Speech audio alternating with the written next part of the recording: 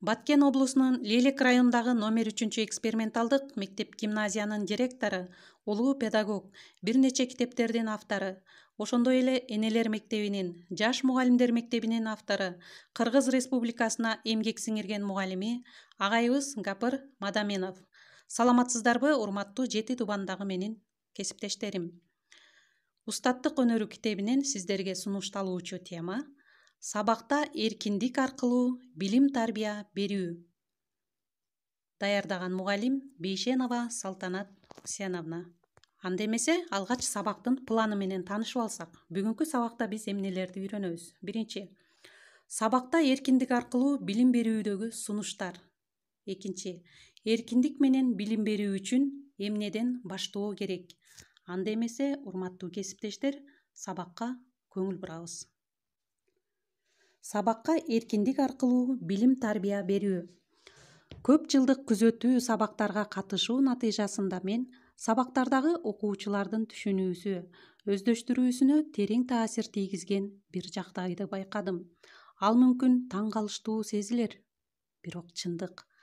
Ал жагдай сабактагы бекем, катуу тартип, кыймылсыздык, эркиндиктин жоктугу, ката кылуудан, эркин болуудан, эркин кыймылдан коркуу жана башка учурларды көп байкайм.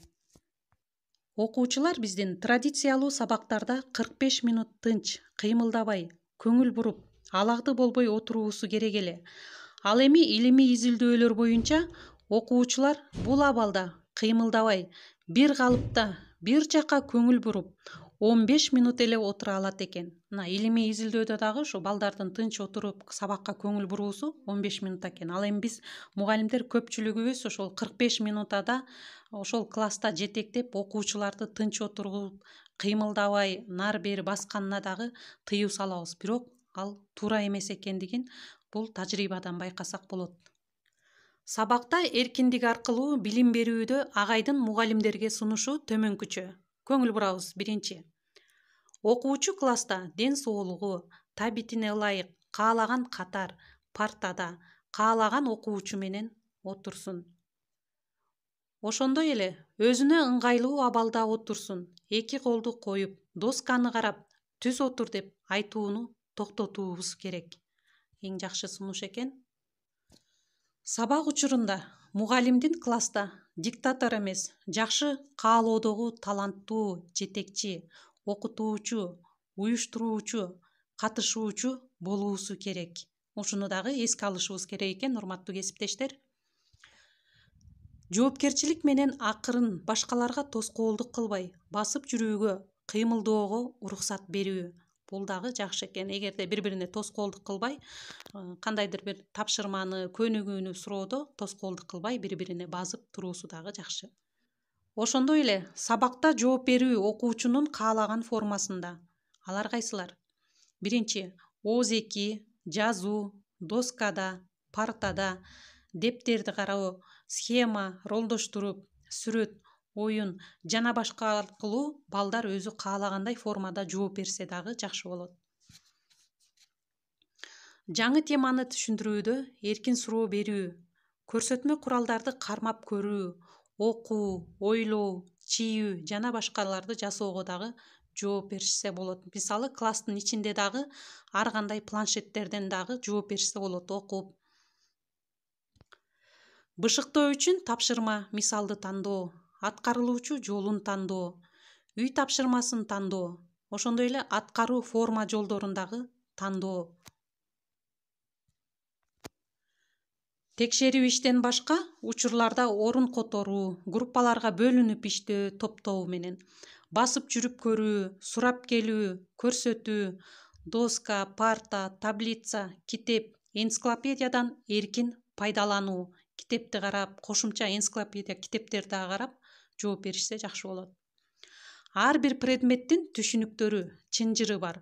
Ошого ээ болуу бул бышык, билимдүү болуу дегенди билдирет.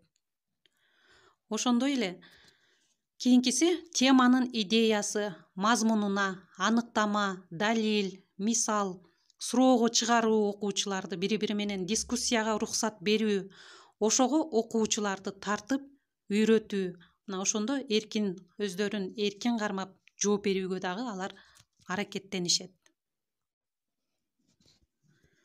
Мугалим катуу үлгүдө жасоосун талап кылбастан эркин кыялданып, мейли окуучу эптеп-септеп жасап, эптеп эсебин чыгарабы, сүрөттү тартабы, мына ошого окуучуларга биз уруксат берип, мүмкүнчүлүк берүүбүз керек. Ошондо аларда дагы өзүн эркин сезип аткарууга аракет кылышат.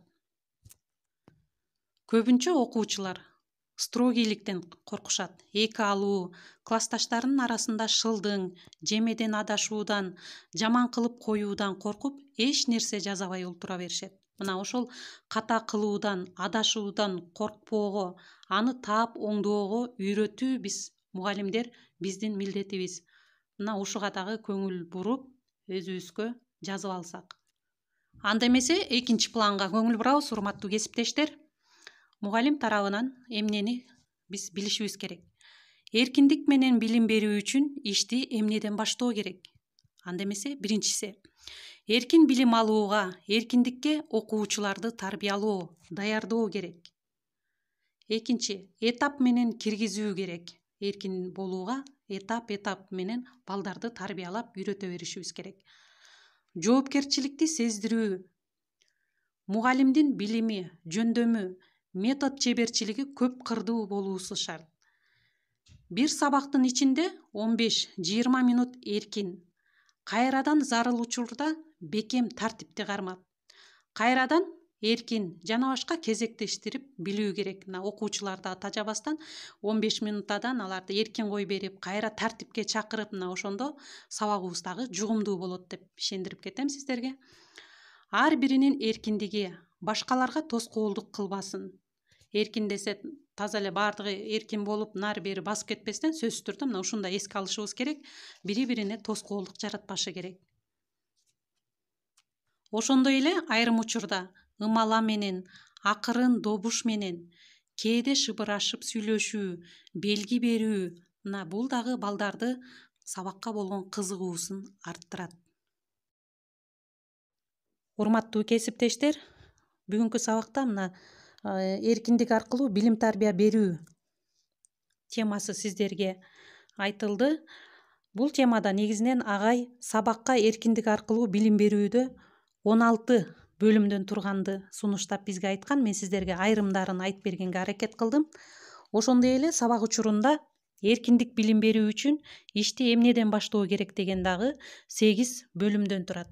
Сиздерге кыскача айтып берүүгө аракет кылдым. Сунуштарын өзүбүзгө кабыл алалы. Слайдты даярдаган Талас облусунун Кара Бура районундагы Анарбек Токтогожоев атындагы Көксай орто мектебинин мугалими Бейшенова Салтанат, Талас облусунун Жаш мугалимдер мектебинин координатору. Көңүл бурганыңыздарга чоң рахмат.